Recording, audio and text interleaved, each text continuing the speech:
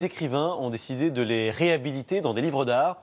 Ils ont emmené avec eux sur les bancs de l'école Kathleen Emery et Jean-François Drouillet. À vos atlas. Ces planches pédagogiques furent pour des millions d'élèves une fenêtre ouverte sur le monde bien avant l'avènement d'Internet. À Paris, un musée consacré à l'école d'autrefois en a couvert ses murs pour la plus grande joie du romancier Daniel Picouli. J'avoue que je suis sidéré. Moi j'ai 10 ans quoi. Je viens dans un truc comme ça, j'ai 10 ans. Un musée comme ça remet nos souvenirs d'enfance à leur bonne place quoi. Ça veut dire que c'était pas mal. Ces planches pédagogiques, Daniel Picouli les connaît bien. Certaines illustrent son dernier ouvrage. Relief, hydrographie.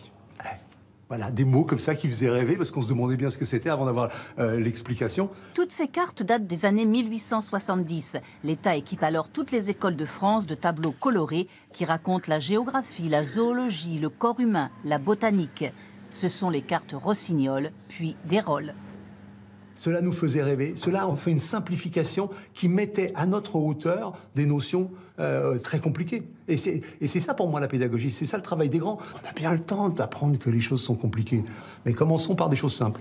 Aujourd'hui, ces gravures constituent un patrimoine exceptionnel, réédité avec nostalgie et très recherché par les collectionneurs. Mais écoutez, je viens de les acheter dans la rue.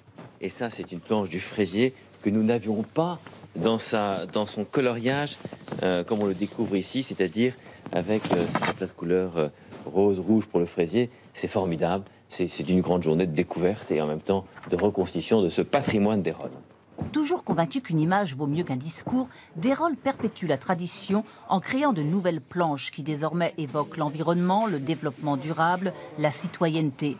Des affiches au dessin finement ciselé à la main, comme cette planche sur les techniques de pêche.